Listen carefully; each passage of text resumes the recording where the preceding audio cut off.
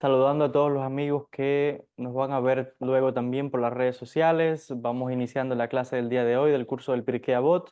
Vamos a entrar a estudiar el capítulo número 3. Son 6 capítulos, así que vamos ya por la mitad del estudio de esta obra.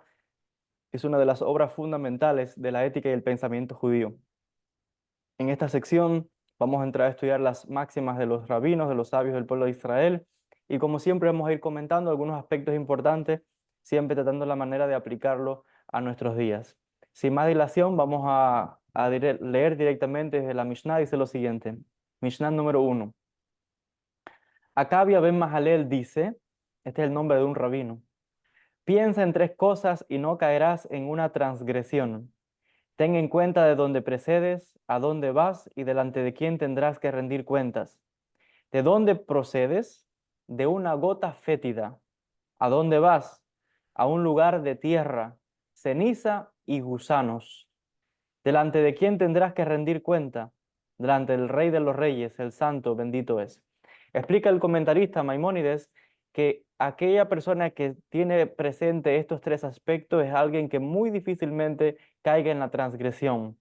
¿Cuáles son esos 3 factores? Como dice acá, dice, ¿de dónde viene? ¿De dónde viene uno? Dice él, cuando uno sabe que el origen nuestro, como seres humanos, venimos pues de, dice acá, de una gota fétida, una pequeña gota, ¿verdad? De un espermatozoide, que de eso fue creciendo, algo muy pequeñito, insignificante. Dice, ¿a dónde vas después de la vida que finaliza el periodo de transitar por esta existencia? Dice, vamos ¿a dónde? A un lugar de tierra, ceniza y gusanos. A la tumba. Vamos a volver a la tierra, a volvernos cenizas y a ser comidos por los gusanos. ¿Y delante de quién tendrás que rendir cuentas? Delante del Rey de los Reyes, el Santo, bendito Él. Estos son 3 puntos a tener presente. Siempre la persona que tenga esto presente trabaja siempre uno en la humildad, porque saber el origen de uno que es insignificante, saber que vinimos sin nada y vamos a regresar al polvo y que al final vamos a tener que rendir cuenta por nuestras acciones. Y fíjense qué curioso, no solamente es que se habla acá de rendir cuenta en el mundo espiritual, lo que implica por supuesto que hay una permanencia de la existencia, de que hay una trascendencia o que el alma continúa su existencia en otros mundos, porque si habla de rendir cuenta delante del santo, se está haciendo referencia al mundo espiritual, pero también lo curioso es que una persona después que fallece, la gente que queda en el mundo también de alguna manera también pasa sentencia, porque de acuerdo a las acciones nuestras en esta vida, así es como nos van a recordar por el bien que hicimos, por cuántas personas ayudamos o por lo mal que nos portamos en la vida, así también nos van a recordar. Entonces, fíjense, es casi que un doble juicio, una doble sentencia, una espiritual y otra el legado que uno deja. De esto entienden los sabios que cuando uno viene a este mundo siempre tiene que esforzarse por no solamente crecer como persona, sino dejar un legado, un nombre en este mundo. No nos llevamos nada, lo único que nos podemos llevar es ese buen nombre, como decir también el Pirkei Avot, ese buen nombre que son nuestros hechos, las acciones, es lo que uno se lleva con uno. Entonces, sobre esto, los sabios ponen un hincapié muy importante y lleva también a uno a enfocarse en las cosas más importantes. Cuando uno tiene presente el momento de la muerte, la mayoría de la gente cree que va a vivir para siempre. La gente no está pensando en que se va a morir. La gente no está pensando en el número de gusanos que nos van a comer. La gente no le gusta pensar en esas cosas. Pero desde la Kabbalah estamos constantemente pensando y teniendo conciencia día a día de ese momento. Entonces, cuando alguien está pendiente realmente de esto, es alguien que mide muy bien sus acciones, sus palabras. Y lo que es más, dice aquí el comentarista, menosprecia los placeres banales. No hay tiempo que perder en tonterías, no hay tiempo que perder en discusiones, en peleas o en cosas que no valen la pena, sino que el tiempo que tengamos acá, aprovecharlo al máximo. Cuando se acaba el momento, cuando se cierra el libro de la vida de cada persona, no hay vuelta atrás, no hay otra oportunidad. El tiempo que nos dieron era este. No lo aprovechamos, no hay otra oportunidad. Entonces, quizás hasta otra reencarnación, pero eso, por eso explican los sabios que el momento de ser la transformación del cambio es ahora.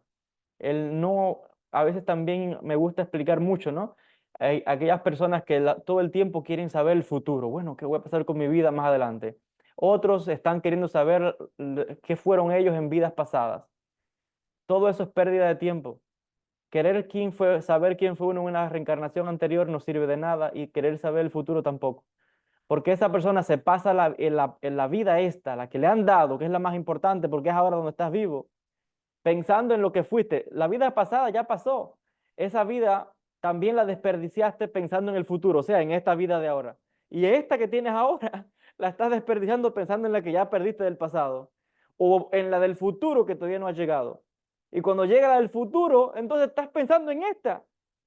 Los sabios dicen, no hay vida más importante que este momento. De nada sirve estar todo el tiempo buscando reencarnaciones atrás o querer saber el futuro o adivinar. ¿Para qué? Si es que el momento del cambio, de la transformación es el ahora. No vive esta vida pensando en el futuro y en el pasado. Entonces, no vale la pena. Este es el momento de hacer el cambio, este es el momento de la transformación.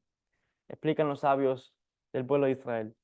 Sigue diciendo, Rabbi Haniná, segundo del sumo sacerdote, dice, implora por la estabilidad del reino, pues si no fuera por el temor que éste infunde, los hombres se tragarían vivos unos a los otros. Yo creo que esta máxima se explica a sí misma, donde este rabino habla, dice, implora por la estabilidad. Y de hecho existe una costumbre entre el pueblo judío de bendecir los gobiernos donde quiera que los judíos vivimos, ya sea los judíos que en España, Estados Unidos, México, en cualquier país del mundo que haya judíos, los judíos de esos países oran por el presidente, oran por el rey, oran por los líderes de esos países. Había una costumbre muy bonita en la antigüedad, en Sefarat, en España, cuando había un nuevo rey, una nueva reina, se llamaba el gran rabino del país. Por ejemplo, en España se llamaba el gran rabino de Castilla o el gran rabino de Barcelona, por ejemplo, con el reino de Aragón. Y el rabino iba y hacía una oración y bendecía al rey. Cuando Rabbi Obadia Yosef, uno de los grandes rabinos sefardíes, el gran rabino de Israel, visitó España, él le dio una bendición al rey. Y el rey se quedó sorprendido, ¿no? Que eran aquellas palabras que le decía. Él le explicó de esta costumbre judía de bendecir el gobierno. Y esto viene de aquí, del Pirkei Avot, donde dice, implora por la estabilidad del reino. Entonces, donde quiera que ha estado el pueblo judío, siempre ha apoyado las leyes de ese país, siempre ha respetado, siempre ha pedido al Creador la intercesión y la bendición por su país, porque se considera parte de esa tierra. Y de hecho, les digo, existe una bendición específica que dan los rabinos a los reyes, a los presidentes, etc. Y el hecho de esto es que, aunque no existe ningún gobierno humano perfecto, ninguno, por mucho que los políticos se enfrasquen en decir que van a resolver, que van a hacer, ninguno resuelve nada, ni uno, ni los comunistas, ni los socialistas, ni el capitalismo, ninguno. Pero aún así, los sabios entienden que aunque el gobierno humano es imperfecto y limitado, aún así es importante porque de alguna manera ayuda a sostener la estabilidad de un país, de una nación. Como dice el Pirkei Avot, si no fuera por el temor que éste infunde, los hombres se tragarían vivos unos a los otros. O sea, reinaría el caos, la anarquía, descontrol. Entonces, cumplen una función los gobernantes y esto es importante reconocerlo. Mishnah número 3 dice, Rabbi Hanina ben Teradión escribe o dice, dos personas que están sentadas y no hay entre ellas palabras de Torá, he aquí que son como una reunión de frívolos, como está escrito, ni se ha sentado en reunión de frívolos, dice el salmista, Salmo 1:1. Pero dos personas que están sentados y entre ellos hay palabras de Torá, la presencia divina mora entre ellos. Como dice o como está escrito, entonces los que temían al Eterno hablaron uno con el otro, y prestó atención el Señor y escuchó, y fue escrito en el libro de memoria ante él, para los que temían al Eterno y tenían presente su nombre. Escribe el profeta Malaquías, capítulo 3, verso 16. ¿De dónde se aprende que a uno solo que se dedica al estudio de la Torá, Dios le estipula una recompensa como si hubiera observado toda la Torá? Pues está dicho, que permanezca solo y en silencio porque Él se lo impone. Lamentaciones 3, 28. Sobre esto explica lo siguiente Maimónides. Dice, reunión de frívolos, llamada a toda reunión en donde no se habla de cosas de Torá. La prueba la aporta al final del versículo donde dice, pues en la Torá de Dios se encuentra mi deleite.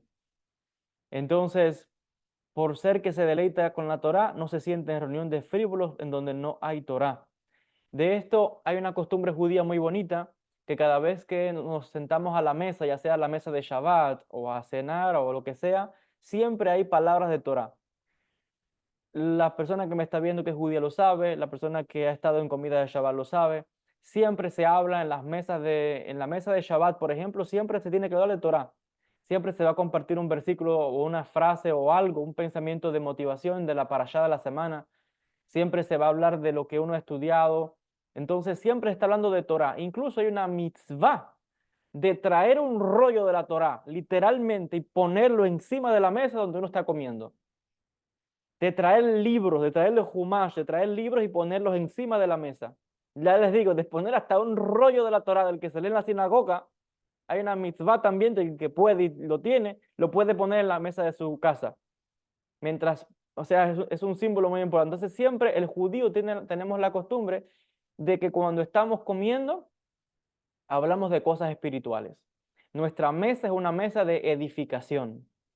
Entonces, esto es muy interesante porque hay otras culturas, otros países, otros pueblos donde, por ejemplo, cuando están cenando, no conversan de nada espiritual, o están comiendo o están cenando, pero están en silencio, no hablan. El judío no. Para nosotros es importante hablar y hablar de Torah, hablar de cosas espirituales mientras estamos cenando.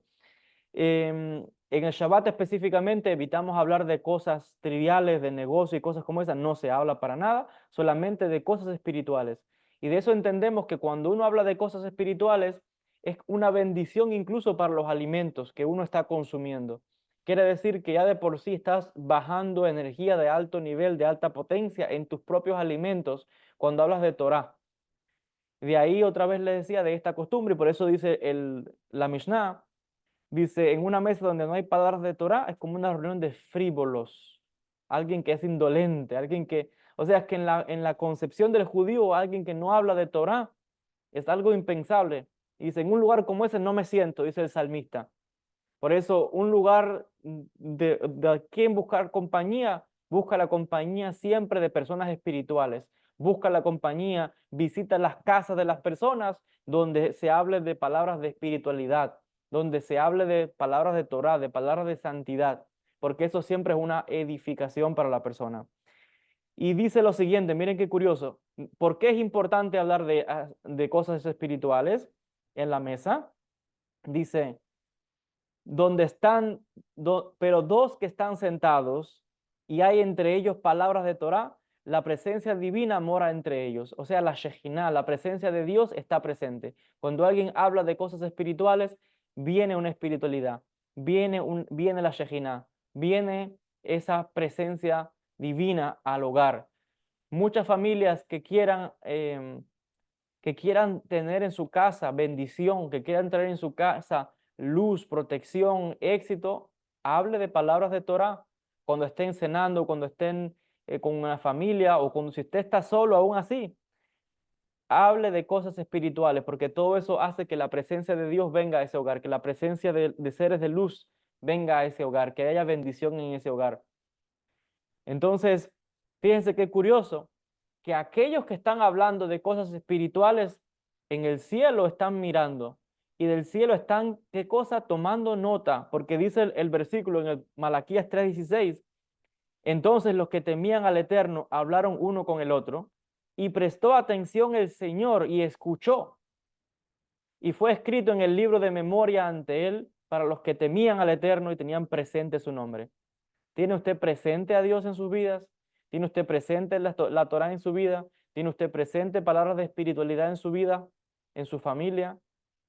Ojo, dice que alguien está pendiente, escuchando y anotando.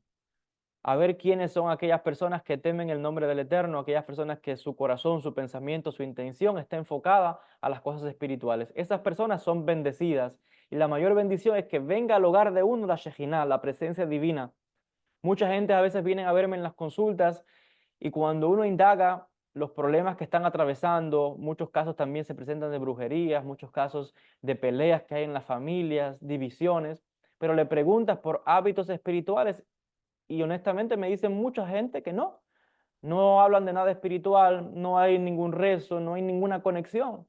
Entonces no es de extrañar que vengan problemas, no es de extrañar que sean víctimas fácil de ataques espirituales, de cosas negativas, porque no está ahí la presencia divina. Otra energía va a venir a ese hogar, a esa familia. Entonces, ¿quieres una familia fuerte, una familia protegida, una familia bendecida? Habla de cosas espirituales. Cuando estén cenando, cuando lee un versículo, abre, lee algo, lee los salmos, lee unos versos, habla de las cosas espirituales y la presencia divina va a venir ahí. Entonces, así es como se crean familias fuertes. Sigue diciendo, Mishnah número 4. Rabbi Shimon dice, tres que comieron juntos en una misma mesa y no dijeron allí palabras de Torá, es como si hubieran comido de una ofrenda de muertos. Como dice, porque todas las mesas están plagadas de vómitos y de suciedad y ningún lugar es limpio. Dice el profeta Isaías, verso 28, capítulo 28, verso 8. Pero tres que comieron juntos en una misma mesa y dijeron allí palabras de Torá, es como si hubieran comido de la mesa de Dios. Como está escrito, esta es la mesa delante del Eterno, dice Ezequiel capítulo 41, verso 22. Entonces vemos aquí otro rabino, en este caso Rabbi Shimon, dice lo mismo. Tres personas que estuvieron cenando no hablaron de cosas de Torá, es como haber comido en una mesa de muertos, porque dicen los sabios que la Torá es vida, fuente de vida. Entonces, si no hay Torá, si no hay vida, entonces hay muerte. Entonces explican los sabios que es como una ofrenda. Miren qué curioso esto. Es como si hubieran comido de una ofrenda de muertos. Pues dice, todas sus mesas estaban plagadas de vómitos y de suciedad y ningún lugar es limpio. ¿Quieres que tu casa esté limpia, con energía saludable, con energía de bendición, con energía de paz, de shalom, de protección, de bendición? Habla de cosas de Torah. Si no hay Torah, que es vida, hay muerte. Vienen otras energías, literalmente vienen muertos, sabemos eso, vienen espíritus. Entonces, ¿qué energía es la que viene a tu hogar? Si hablas de palabras de Torah, vendrá la energía de vida, de fuerza, de bendición. Pero aquí algo muy curioso, fíjense que los rabinos están haciendo hincapié en la mesa de cenar, donde está la gente y se junta. Primero hay algo muy importante, uno es el momento, el tiempo, el día y ese hecho de que la gente estén unidas. Entonces, siempre que alguien se congrega, siempre que los judíos buscamos que llega, yo recuerdo a veces estaba en la sinagoga o a veces estaba en la yeshiva estudiando y llegaba otro judío. Si yo estaba solo, el otro que llegaba enseguida me decía, vamos a estudiar. A veces sin conocer sin conocerme, porque es la costumbre que tenemos de que si hay otro y uno llega, vamos a hacer habrutá, vamos a estudiar juntos.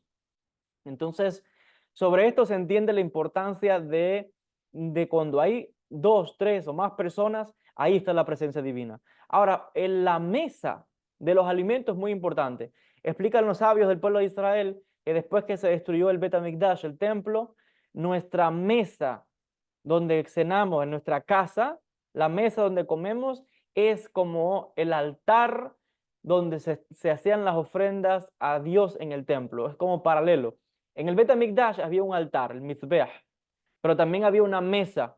Pero específicamente el altar donde se ponían, o sea, lo que se sacrificaba, que se llevaban animales, se llevaban frutas, se llevaban harinas, etcétera. Ese altar es como una mesa para Dios. Hoy no hay templo. Entonces, ¿cuál es esa mesa? Explican los sabios que es como un paralelo, la mesa de nuestro hogar hace expiación por nosotros.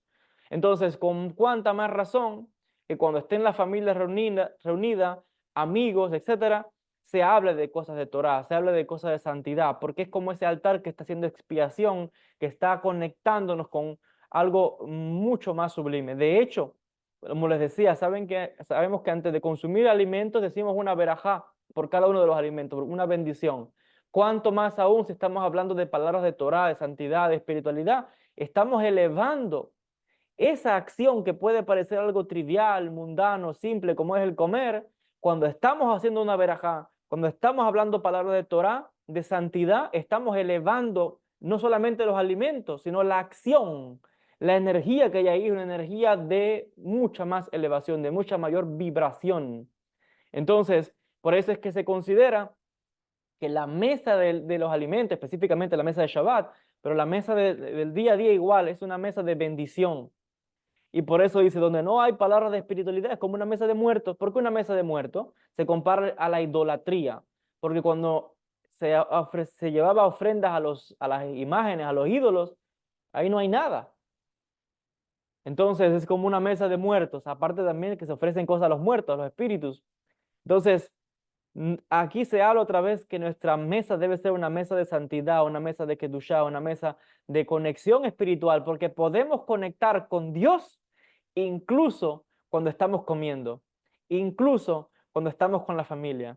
Algo, como decía, que parece simple, que parece trivial, para nosotros es importante. Ahí también podemos conectar con Dios. Eso es una lección muy importante, gente que piensa que conectar con Dios es cuando me pongo los tefilín o cuando voy a la sinagoga o cuando leo salmo. No, no.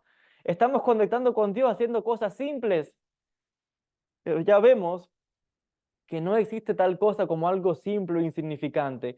Todo y cada momento se puede transformar y convertir en una oportunidad para yo conectar con fuerzas espirituales mucho mayores, para yo hacer bajar a la Shejinah, a la divina presencia, a mi hogar, a mi casa, a bendecir a mi esposa, a mis hijos, a mis amistades, a mis familiares.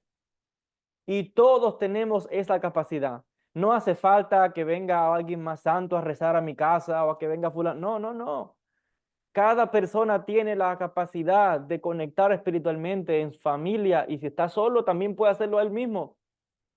Yo conozco casos de personas que estando solos para Shabbat o están solos, también tienen ahí, están leyendo del Tanaj, están leyendo de los Salmos y ahí están de alguna manera también conectando porque esa persona está preparando incluso la vasija para cuando llegue quizás la esposa o llegue el momento de tener su familia.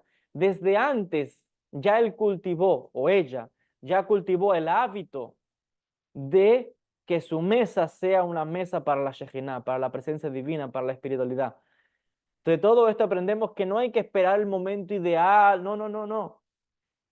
Es la oportunidad que tengamos, se puede transformar en un canal, en un puente, en un medio a través del cual se manifiesta la presencia divina en nuestro hogar. Y la mesa de los alimentos digamos, un momento propicio.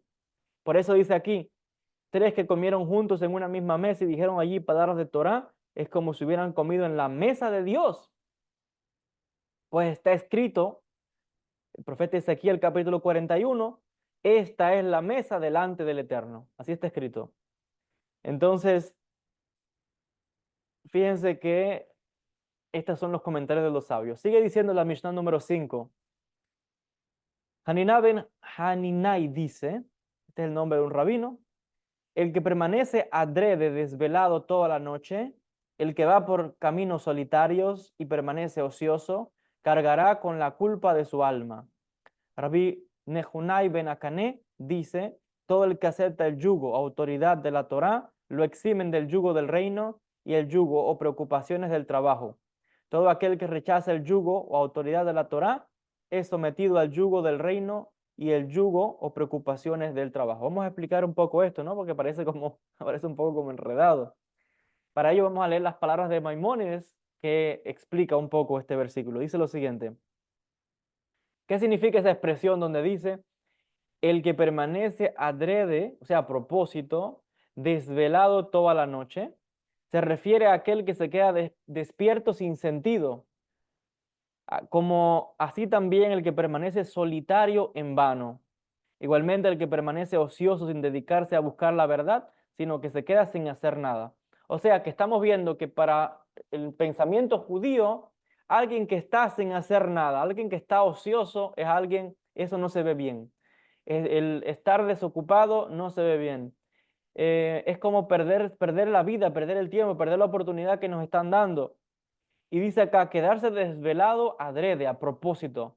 Yo creo que eso es algo que hoy día más que nunca se está viendo, que con la tecnología uno se puede pasar horas y horas en la noche con el teléfono, en las redes sociales, y muchas veces perdiendo el tiempo, pasando el dedo en el teléfono, pero no estás realmente estudiando nada, aprendiendo nada. Si es para estudiar Torah, ok, pero si es sin causa alguna, o sea, ¿cuál es el motivo? De aquí vemos que siempre cualquier acción que uno vaya a tomar tiene que haber una intención. O sea, ¿cuál es la kavaná? ¿Cuál es el propósito? Vivir o actuar sin propósito o sin sentido es alguien que va por la vida como un zombie, como alguien que no tiene conciencia, como un muerto vivo. Entonces, de esto vemos que los sabios están enfatizando que cualquier acción que uno vaya a hacer tiene que tener una causa, tiene que tener un sentido. Si me voy a quedar la noche despierto, ¿para qué es? Porque tengo que estudiar para un examen, porque voy a estudiar Torah, porque estoy trabajando en un proyecto. Pero sin causa alguna, perder el tiempo así como así no se ve bien. Algo curioso también es que em, le decía, esto de estar ocioso, sin dedicarse a buscar la verdad, sin hacer nada, lo critica fuertemente Maimónides.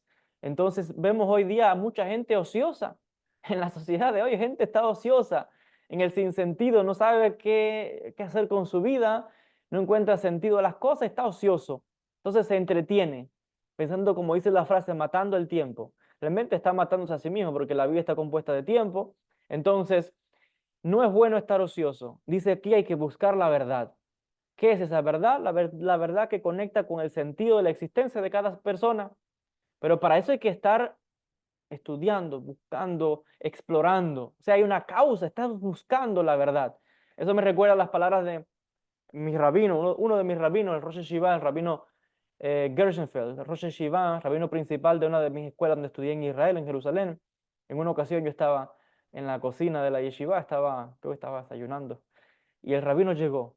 Yo enseguida me puse de pie, lo saludé, le pregunté cómo estaba, y la respuesta que me dio me dice, estoy buscando la verdad. ¿Sabes dónde está? Me dice el rabino. Entonces, de esas palabras, está resaltando lo que dice Maimónides. Busca la verdad, busca conectar con palabras que son emet, verdaderas. Busca siempre el aprendizaje, descubrir el autoconocimiento, explorar. Hay tantas, o les decía, hoy al alcance de uno hay tantas maneras de aprendizaje. Hay no solamente el que no le gusta mucho leer, también se pueden escuchar audios, hay música espiritual, hay tantas maneras de conectar espiritualmente. Entonces, siempre el énfasis es el ocio, estar ocioso sin hacer nada no es bueno, perder las horas de la noche y después no levantarse por la mañana toda la noche en vela por gusto, también es un desequilibrio. Hay que enfocarse en las cosas importantes, no perder el tiempo, en aprovechar los momentos. Y cuando hagamos cada cosa que hagamos, pensar cuál es la causa, cuál es la razón. Si usted se sentara cada día y póngase a examinar las acciones que usted hizo durante el día y pregúntese por qué lo hizo, usted mismo se sorprendería de darse cuenta de cómo muchas de sus acciones o rutinas del día a día, muchas veces, muchas no tienen sentido ninguno. Es como una repetición, pero que no va a ningún sitio. Haga la prueba. Póngase a pensar y a reflexionar en las cosas que usted ha hecho durante el día. ¿Dónde fue? ¿Dónde caminó? ¿Qué dijo? ¿Qué habló? ¿Con quién conversó? Y vea bien si vale la pena muchas de las cosas que hizo y se dará cuenta que muchas cosas no tienen sentido, que fueron a hacer por hacer. Entonces, siempre hay que tener un propósito, siempre hay que tener un enfoque. Algo también muy interesante acá es que el versículo dice, el que va por caminos solitarios, dice que cargará con la culpa de su alma. O sea, el ocioso, el que está sin hacer nada, va a cargar con la culpa de su alma cuando se acabe el tiempo. Esa persona es responsable por lo que no hizo y por lo que no hizo. Porque hay transgresión por acción y transgresión por omisión. Si yo sabía que tenía que hacer algo y no lo hice, explican los sabios, para mí es como un pecado, como una transgresión, algo que sabía que tenía que actuar, no actué, estaba sin hacer nada, bueno, Entonces, lo curioso también es que habla de los solitarios. Dice caminos solitarios. Y dice Maimónides, el que permanece solitario en vano, sin propósito. O sea, gente que se aísla. En, y esto es algo muy importante, lo menciono. No estamos hablando aquí de que uno a veces va a meditar o del místico que está meditando porque está conectando con Dios. No, no, no estamos hablando de eso. Eso está permitido. Estamos hablando de personas que sin causa ninguna se aíslan de todo el mundo, no quieren saber de nadie, es un rechazo a todo, no lo sé, apático a todo. Tampoco es que se han aislado para estudiar algo, porque están, no sé, memorizando cosas de Torah o conectando espiritualmente. No, son gente que se aíslan de todo, viven como ermitaños. En el pensamiento nuestro, eso no está bien.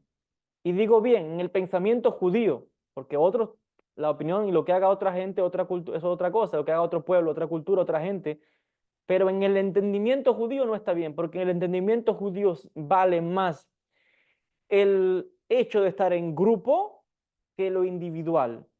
O sea, lo que identifica es esa acción de pueblo. Pueblo significa mucho, no de una persona. Por eso es que creo que hay un proverbio, un salmista, creo que es un proverbio, me parece, sí, un proverbio, que dice que el que se aísla busca su propio anhelo egoísta. Entonces, aislarse no es bueno, estar solo no es bueno, ni siquiera estudiar solo es bueno. Por eso es que cuando estudiamos en la yeshiva, por ejemplo, los que vamos a estudiar más, digamos, estudios avanzados, se tiene siempre un compañero, no se estudia solo. Puedes después estudiar solo algo, pero siempre tienes un compañero. Siempre vas a estar con alguien que está todo el tiempo estimulando. Siempre uno pertenece a una comunidad. Uno no está perdido por el mundo. Uno incluso pertenece a una familia. Aquí nadie nos nació solo. Cada cual tiene aquí un padre, una madre, familiares. Entonces, es que ya por naturaleza uno nace en un ambiente que es un grupo, una comunidad.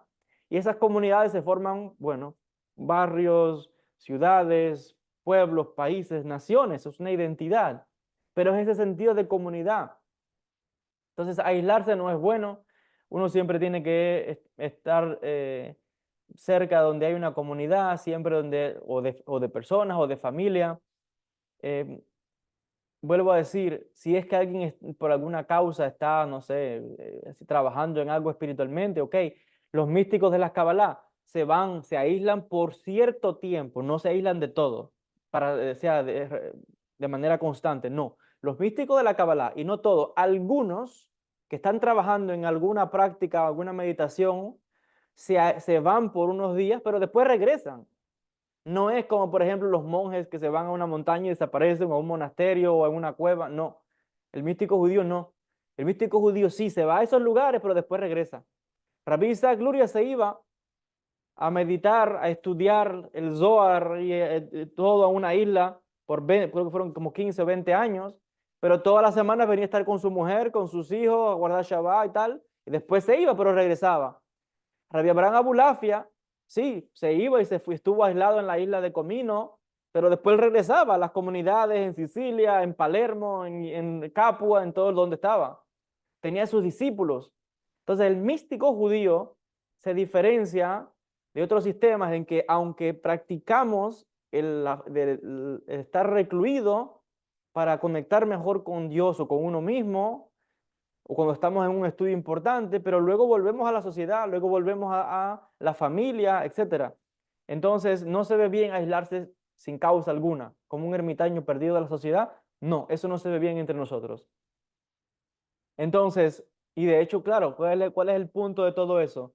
Que todo el crecimiento, el aprendizaje que tuviste, regresa ahora y tráelo, compártelo, enseña, trae la luz que aprendiste, compártela con otros. No te la quedes, porque no es tuya tampoco. La luz pertenece a todos. Somos canales a través del cual se manifiesta la luz, la conciencia divina. Entonces, no es bueno aislarse sin sentido. Siempre hay que estar conectados, siempre hay que tener amistades, siempre hay que tener una comunidad, siempre hay que estar en contacto. Eso es lo que nos caracteriza como místicos, de que estamos en la sociedad. Los sufíes son parecidos también, que aunque también trabajan el aislarse, pero también vuelven con la sociedad, vuelven a traer esa luz. Incluso yo he escuchado también de ciertos místicos entre los tibetanos y entre los hindúes incluso, que aunque tradicionalmente practican el aislarse a veces de mucho tiempo, he escuchado maestros entre ellos que también están diciendo que en la sociedad de hoy es bueno ir y enseñar a las personas, estar con las personas, etcétera. Sigue diciendo el verso lo siguiente, citando la opinión de Rabbi Nehunia ben Akaná, que todo el que acepta la autoridad de la Torá, esa persona está eximido del yugo del reino. O sea que alguien que tiene a Dios como aquel que está por encima de él, no tiene temor de ningún gobierno, de ninguna autoridad. Lo que es más, está protegido, porque dice que está exento del yugo del reino, de los gobiernos y de las preocupaciones del trabajo. ¿Qué quiere decir esto? Que alguien, otra vez, que confía en la Torá, que confía en la espiritualidad, que confía en la fuerza espiritual, que confía en Akadosh Baruj Hu, esa persona tiene bendición incluso en el tema laboral, en el tema de la economía, en el tema del dinero. No tiene que estar todo el tiempo con las preocupaciones. ¿Por qué? Porque sabe que el sustento viene de Dios. Normalmente la gente es al revés. La gente va a trabajar detrás del dinero, detrás del jefe, detrás del gobierno para que me resuelva, pero el pensamiento judío es no, no es todo al revés. Hay que ir a la fuente que lo tiene todo. ¿Y quién es la fuente que lo tiene todo? Akadosh Baruj Hu. ¿Cuál es la fuente de la riqueza? La Torah. Entre más estemos conectados con Torah, con santidad, con Kedushá, con espiritualidad, lo otro, Dios se va a encargar de suplir lo que necesitemos a nivel de dinero, de lo otro. Eso va a llegar extra, pero es el enfoque en las cosas espirituales.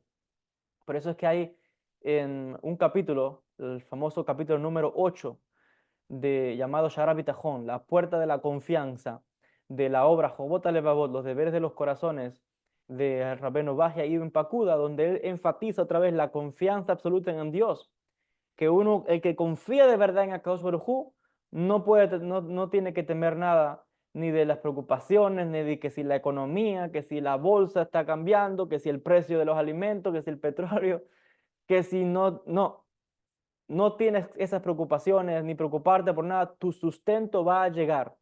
Por eso es que el judío confía que cuando llega Rosh Hashanah se decreta y se sella lo que va a llegar para esa persona durante ese año.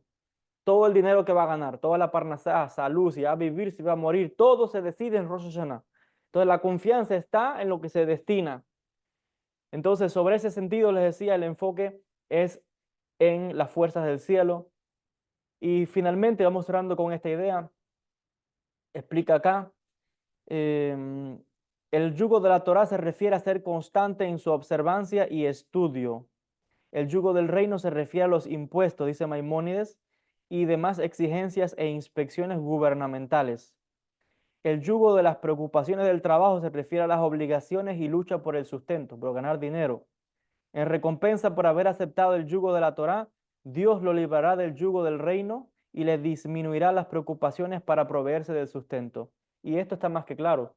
Eh, Aquella persona que se dedica a cosas espirituales, y voy a hablar aquí por experiencia dentro del pueblo judío, dentro del pueblo de Israel, aquel que se dedica a cosas de Torah, esa persona es bendecida. Siempre vas a ver cómo llega el sustento, siempre te va a llegar el alimento, siempre te va a llegar el dinero. No sabes cómo, pero te va a llegar un dinero. eh, Hay ejemplos de grandes rabinos, quieren mayor ejemplo que ese.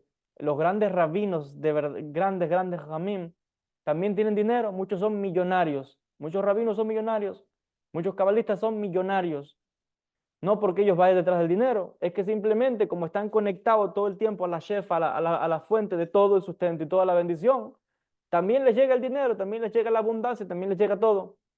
Es como Salomón, que pidió sabiduría, Torah, y Dios también le dio dinero, también le dio riquezas. Entonces, hoy día es igual, y en el pasado también siempre ha sido así, desde toda la vida siempre ha sido así. Grandes rabinos que eran grandes maestros de la Torah eran millonarios. Ahí está Rabbi Yehuda Nazi, que compiló esto que estamos leyendo acá, la Mishnah. Era tan rico que podía mantener todo el pueblo de Israel. Era amigo del emperador Marco Aurelio. Tenía, gente con una gran fuerza y poder. Y así grandes rabinos que eran muy ricos, muy abundantes en propiedades, en dinero, en tierras, tanto en el pasado Nada más hay que revisar la historia judía. Los grandes rabinos de España, que eran tesoreros, que eran banqueros, que prestaban a los reyes. Y hoy día igual, hay grandes rabinos que también son millonarios, literalmente, millonarios. En Israel hay muchos rabinos, no tengo que mencionar nombres. Si saben de quién estoy hablando, sabrán los nombres. Hay muchísimos que son rabinos y son millonarios, pero no porque van detrás del dinero. Ellos están todo el tiempo estudiando Torah, pero el que estudia Torah de esa manera y se entrega de esa forma, Hashem también lo bendice con prosperidad, con dinero, con abundancia. Entonces Dios siempre se encarga de eso. Y de esto desprendemos que toda persona, no hay que ser rabino, toda persona que dedica un poquito de tiempo a cosas espirituales, esa persona va a ser remunerada por ello. Entre más dedica a cosas espirituales, va a llegarle su bendición. Y no va a tener que tener, como decía ahorita, ni miedo de que el gobierno, ni miedo de que las noticias, ni miedo de que el sustento, que si perdí el trabajo, ahora qué hago porque no tengo trabajo. La persona que confía en Dios, la persona que tiene confianza en el Kadosh Baruj Hu, tiene una promesa. Esto es una promesa de que esa persona va a venir y va a ser bendecida. Uno no tiene que preocuparse de dónde va a llegar, de dónde va a llegar el trabajo que me hace falta, de dónde va a llegar el dinero que me hace falta para pagar la renta, para pagar la electricidad, para comprar alimentos, para mantener a mi mujer, a mis hijos. Yo no lo sé, pero Dios se va a encargar de que te va a poner a las personas en el camino y siempre va a llegar a ti lo que necesitas en el momento en que necesitas. Entonces no hay que tener preocupación. Sí hay que trabajar, sí hay que buscar el sustento, ¿sí? Pero también hay que dedicar tiempo a la Torah. También hay que dedicar a cosas espirituales. También hay que hablar de Torah, hay que hablar de espiritualidad, como decimos en la mesa de los alimentos. Y verás que Hashem te va a enviar la bendición. Esto es una promesa, está garantizado, Besrat Hashem. Con esto vamos a hacer una pausa acá. Vamos a leer la última, tenemos unos minutitos. La Mishnah número 6. Vamos y cerramos con esto. Dice lo siguiente. Rabbi Jalafta Mendoza, hombre de aldea de Kefar Hananía, dice: 10 personas que están sentadas estudiando Torah, 10 personas que están sentadas estudiando Torah, la presencia divina, la Shejinah, mora entre ellos. Como dice, Dios está delante de la congregación, Salmo 82:1. ¿De dónde aprendemos que está aún cuando son 5? Pues está escrito, su unión en la tierra afirmará, Amós 9:6. ¿De dónde aprendemos que está aún cuando son 3? Pues está escrito, la congregación del Eterno juzgará, Salmo 82:1. ¿De dónde aprendemos que está aún cuando son 2? Pues está escrito, entonces los que temían al Eterno hablaron uno con otro, y prestó atención el Señor y escuchó, y fue escrito en el libro de la memoria ante él para los que temían al Eterno y tenían presente su nombre. ¿De dónde aprendemos que está aún cuando es uno solo? ¿De dónde aprendemos que aún cuando es una sola persona, la presencia de Dios está ahí si hablas de palabras de Torah? Porque está escrito, Éxodo 24, en todo lugar que recuerdes mi nombre, vendré a ti y te bendeciré. Fíjense qué hermoso, como le decía ahorita. No hay que esperar que ella, no, es que si hay una sola persona, si estás solo en tu casa, no hay más nadie, pero estás tú solo, hablas de palabras de Torah, hablas de palabras espirituales, la presencia divina viene a tu casa, la presencia de Dios, la Shejinah, viene a tu hogar, aun si es una solita persona.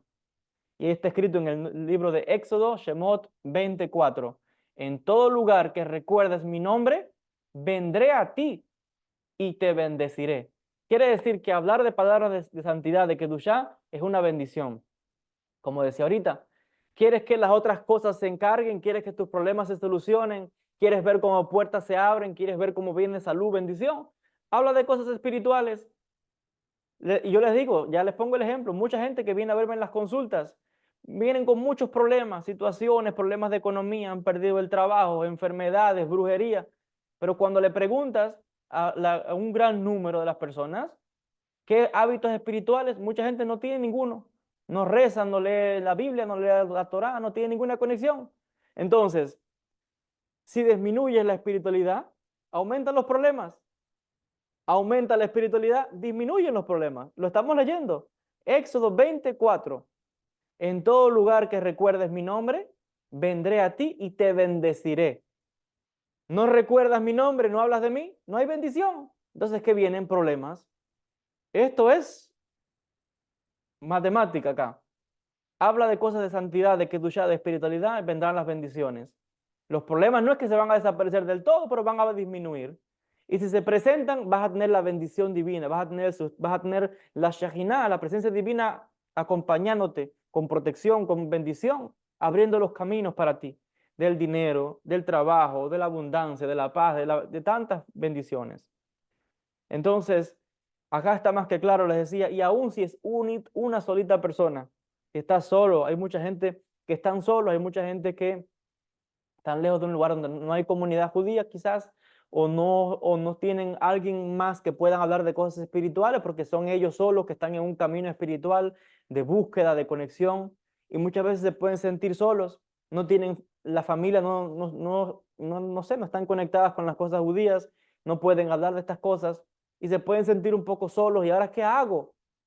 Esa persona tiene que saber que también desde su situación también se puede conectar con Dios y también la presencia divina viene ahí. Si es una solita persona, esa persona también, la presencia divina lo va a bendecir y va a venir y va a estar presente en su vida.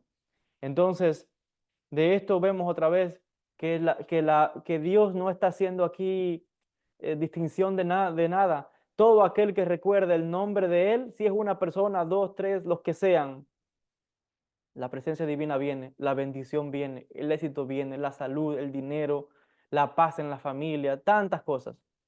También hay que tener paciencia cuando las cosas van llegando, pero otra vez, la bendición se manifiesta en esa persona y en esa familia. Besrat Hashem, vamos con esto cerrando la clase del día de hoy, que sea de bendición para todos ustedes. Voy a abrir ahora para si hay alguna pregunta, quizás alguien tiene alguna pregunta. Este es el momento de hacerla.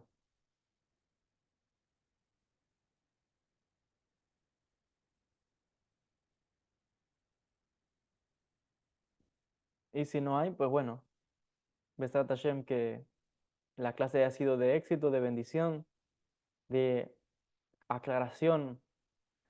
Siempre les digo que esto es aprender cuál es el pensamiento judío, cómo es la mentalidad judía. Esto es lo que estoy llevando yo al mundo, es lo que estoy conectando con todos ustedes, llevando algo que es tan sagrado, que es solamente interno, lo estoy llevando ahora para beneficio de todas las personas, para que entiendan cuál es la mente judía, cómo pensamos los judíos, por qué el éxito de los judíos es este pensamiento el que moldea nuestra vida, moldea nuestras acciones.